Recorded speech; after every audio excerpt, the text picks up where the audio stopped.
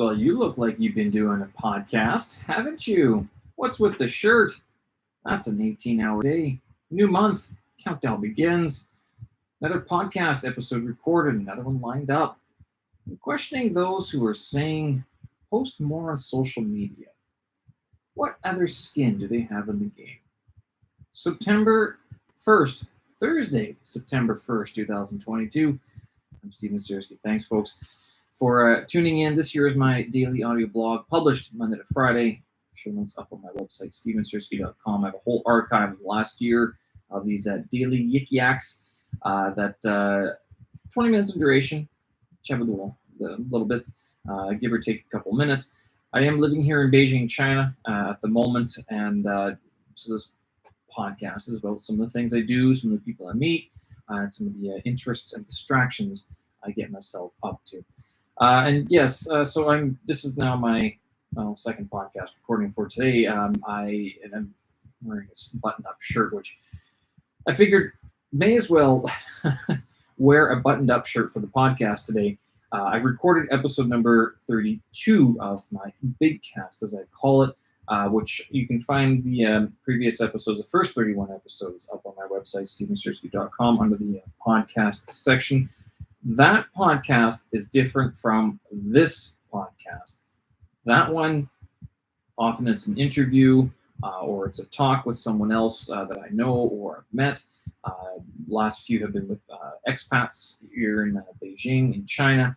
But that's a little bit different from this one. This one is sort of like, I guess you'd call it the daily musings, if you will, thinks and thoughts and stuff like that. By no means, and neither of them are edited. I try to go sort of a running gun approach that I think it gives it a little bit more of a gritty feel, a bit more down-to-earth feel as well. I know that sometimes the audio quality might not be so good, but I think the trade-off is in the quality of the content of the conversations that you'll hear. Unlike this podcast where I record it every Monday to Friday, well, pretty much religiously, pretty much usually pretty good posting it now. At the beginning, it was kind of give or take a day or 12 hours or whatever. But the big podcast, the one where I talk to other people, that one is done only every now and then, typically when I have time or when the guests have time as well. So I'm not as strict as some other people are with their podcast. I know a lot of people want to have a weekly podcast. Great for them if they can keep things organized and scheduled and moving along. They might even have a team helping them out. For me, it's me and my lonesome. That's it. It's what you see is what you're getting, and what you're hearing is what I'm doing. So until that changes, it's going to be like this. So, but yeah, that's an 18-hour day. Up at I got up at 5:50, and then the alarm went off at 5:50, and I woke up and like 6:20 there. So went for a half an hour bike ride around the block. That was I did not go very far. I was thinking, I was sort of mulling through my head this whole idea of getting a rowing machine, getting a bike machine, or whatever, like a stationary bike. The one thing, and yesterday I was talking about this, the change in workout scheduling I'm thinking of doing, is that, if I do these secondary workouts in the afternoon, it does sort of eat into the evenings if I want to plan some things like this where I got to record a podcast episode or something, or go out for dinner or whatever, meet somebody who's leaving. Now, there is one thing to be said about being sort of disciplined, strict, and religious about these workouts. The other thing is, though, as I was thinking about it today on this half-hour bike ride, going, if I could make it even more concise, tighten it up just a little bit, not like crazy, go, insane style. I'm just thinking, like, in terms of if I didn't have to do some of the transition work involved in working out, I could get just a little bit more done. It sounds like I'm trying to squeeze a lot out of the day, and it is true, I am. But even today, like, again, you lose 5 minutes, 10 minutes going from upstairs down to the bikes, going around the block. Even then, just going around the block, you're fighting traffic because you start at 6:40. I mean, yeah, sure, get out there at 6 o'clock. Now, okay, so the question is, like, if I had a stationary bike or a rowing machine, would I be rowing at 6 o'clock or 6:20 or whatever? Would I save that 20 minutes? Right?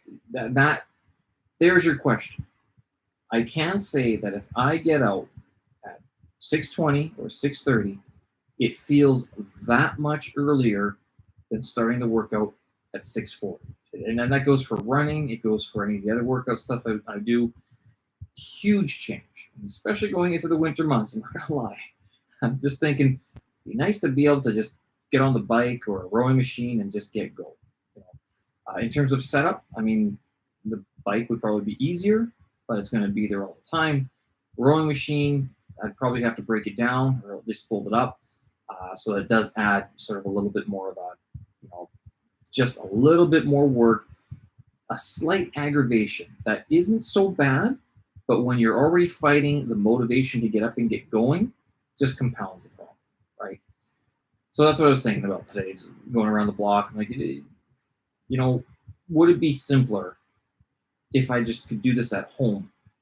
And this is the other thing, like, having failed the HSK5 test back in July, which I don't want to go on and bang on too much about, but I'm thinking, well, why? What was one of the big differences? And one of the big differences is that instead of doing my characters every morning, I was running and working out, and then even in the afternoon, like, I'm not going for that extended walk where I can do vocabulary review. I got to get that back into my schedule, because without it, HSK5 isn't going to happen this year or next year or any year. I got to hit those characters, got to get them going, and that means I got to change some other things that are taking up the time.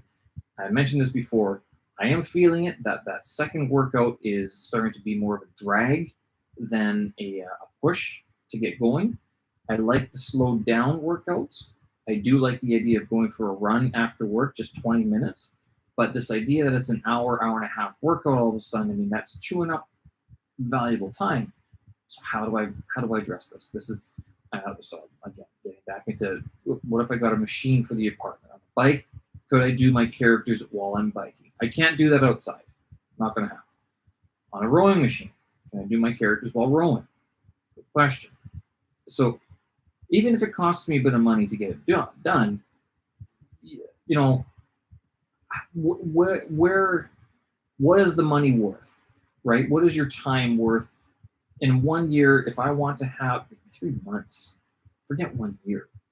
In 3 months, if I want this HSK5 test done, I gotta put in the time. There's no other way around this. And so, if it costs me 3,000 RMB for a bike or a rowing machine that I can sit here and for 20, 25 minutes every day, work on my characters, save that transition period from getting dressed, like, to go outside rather than just working out inside. I'm starting to think, maybe it's something to think about, right? New month, September already. 9th month of the year. Birth month. There you go. Got some information on me. Well, countdown begins. I have been thinking about the different types of beard styles I could go with. Today's guest on my podcast, Muslim, does not have a massive beard. I had the bigger beard out of us two, right? That's kind of funny.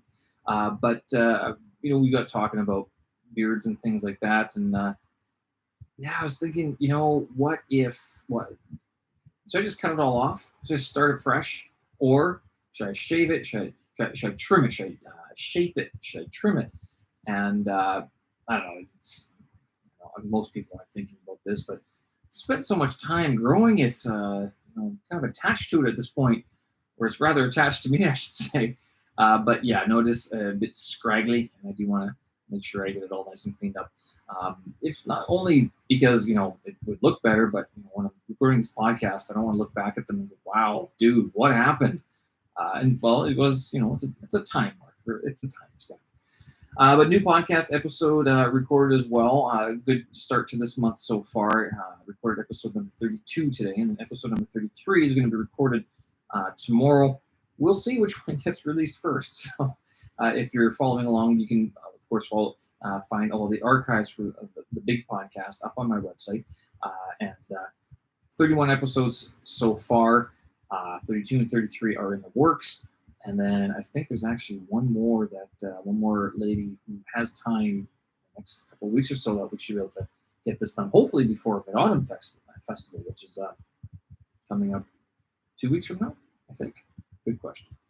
Still pretty busy at work. So this is, again, trying to get work going, these 2 workouts, Chinese, podcasts. Yeah, it's busy. I'm not going to lie. This is probably one of the busiest times I've ever faced in my adult life, especially being out of Canada. I don't think I've ever been this sort of, not inundated, but, not as had my schedule full. Now, to be fair, the last couple of years, schedule has been pretty empty because the virus keeps on returning.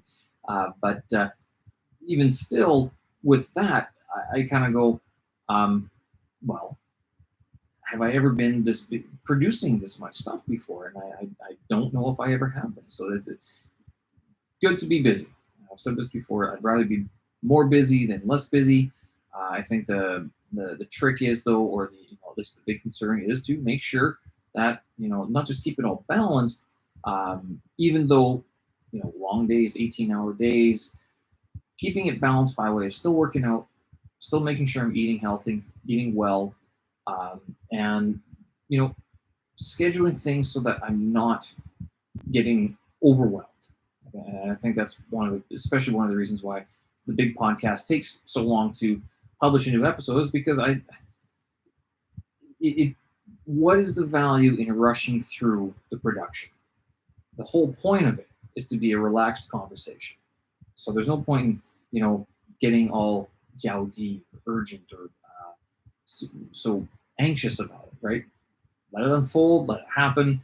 I mean, I'm not saying sit back and never let it happen. No. I do like when people return my messages. I do like, I do have issues being the proactive element.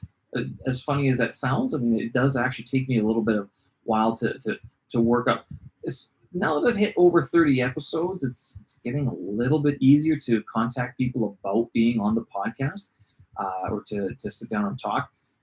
But episodes number 20 to 30, I'll tell you, it wasn't always easy to send that message and to follow up and to make sure that I was ready. Because keep in mind, although I've been doing that podcast for 3 years, since 2020, April.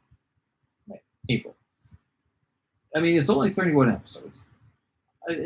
You can hear the difference in how those conversations are conducted. As a matter of fact, if you go back to that first episode, it was just me. The first 10 are just me. It wasn't until episode 11 that I had my first guest. And since then, it's only been guests. So you can take a listen to how that show has evolved in the last 2-3 years. Wow. So again, rather keep it pressure-free, or at least not as pressure-full, and keep it the way it is with the sort of convivial, relaxed, congenial conversation that it is amongst expats or other people who are interested in, talking about some of the stuff that they do. I don't really have any one way to go with it. I think the only thing that I have is that I prefer an extended conversation. I do prefer a conversation, and above all, I mean, it's got to be, can we learn something from it, right? All right. Questioning the people who are saying you have to post more to social media. Of course, I'm a fan of Gary Vaynerchuk's, Gary V's. There's other people, social media people, who are saying, do this, do that, publish. I start thinking, wait a minute. There seems to be a big push to that. Okay, so one thing is about the brand, but then you also sort of hear a lot of the motivational part of it, and that stuff is always feel-good video stuff that you'd probably watch, to make yourself feel better as a creative. Like, I see my arts degree wasn't like that bad of a decision, or anything, or see my creative idea isn't that silly. And it's true, it probably isn't that silly. But is it always going to be the big thing that you have in mind, or the big thing that other people are able to do. And so this gets me thinking about this, post on social media. What are some of the other types of fingers in the pie? What other pies are they involved in? Right, social media is the obvious one. So if someone's going on about, you have to post on Twitter, I go, well, Twitter's a trade company. Same with Facebook, Meta, whatever you want to call it. TikTok, well, ByteDance, I guess, is not. Bid is, but that's the car company. But ByteDance, I mean, they own TikTok and Douyin. Douyin's a Chinese version. TikTok is the one that's outside of the country, and that got smacked a couple years ago in terms of its usability. Snapchat, does anyone use that? I know people talk about it. No one I know talks about it. Not even the people I know back in Canada. No one I know even. It's not just older people; it's younger people as well. Where are people going? Instagram is still there. YouTube, of course. And in here in China, I hear Bilibili, Kuaishou, Douyin, and those would be the big three. And Xiaohongshu, Little Red Book. Those are your four major platforms here in China in terms of video publishing. Weibo, WeChat as well, but WeChat's more for communication. So like trying to advertise through WeChat, it's kind of like using a poster board for advertising. I'm not sure if it's going to work too well, but Weibo as well. It's your Twitter sort of knockoff. I mean, what other skin do they have in the game, right? In terms of if they're talking about posting so much to social media, and they are posting so much to social media, are there sort of other, and I think publicly traded stock plays that they could do, if not directly, indirectly? Would they be early investors in these companies? Not that I have anything against this. I kind of wish I could do it as well, get involved. But do I have $10,000 to put up to someone who says they have the next great social media platform? I mean, can I risk that? Good question. Could I find the money? Why not? How long could I live without that money? It's not like I'm going to stop working anytime soon. I'm still going to have a job. I'm not at the point yet where I can, take off from my job and not worry about an income. It's not there. Hopefully in a couple of years, that will change. And social media will play a role in it. Next 5 to 10 years, what do you see yourself doing with all the content, with all the channels available? I mean, we're now sitting 10 years, from 2010 to 2020. How many social media platforms existed? How easy was it to post stuff back then compared to now? Going forward 10 years, is it going to get easier? Is the technology going to make it easier? Are the platforms going to be any better? Good question. This is something to consider, and especially, if you're taking a lot of pictures, I think one of the other sort of reasons why this thought process was stirred was because of all these people leaving China. And I asked them, I gave a blog, gave a video, have you posted anything about it? So a lot of them are like, no, never. I haven't posted anything. They have a few pictures, but do they have hard drives full of unused videos or unused pictures? Like, hopefully not, maybe not, probably not. I got lots, and I have more that I can use. I'm not gonna lie, but that's what I do. I take these pictures, I take these videos, I record these podcasts, which has only happened in the last couple of years or so, as a memento, as a token of posterity, right? I don't know.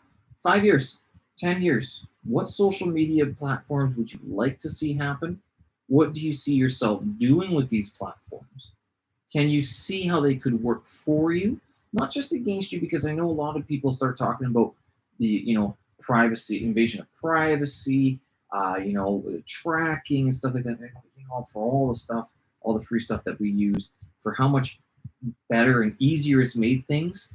I don't know. I think it's that trade-off. The people who have sworn off social media, do you see them any better off than they were 5 years ago, 10 years ago, even last year? Oof, good question. All right, I'm going to leave it there. I've got another podcast to record tomorrow. I got to get up and do my workout as well. So these thoughts swirling around, justification for using social media. I guess maybe the other reason for thinking of a lot of this is because, having spent all day today basically preparing for this podcast, recording it, transferring files immediately after, because the bad thing I did about episode number 31 was just not do it. So today I sat down, all the files got transferred. So they're all ready to go. The project files are ready.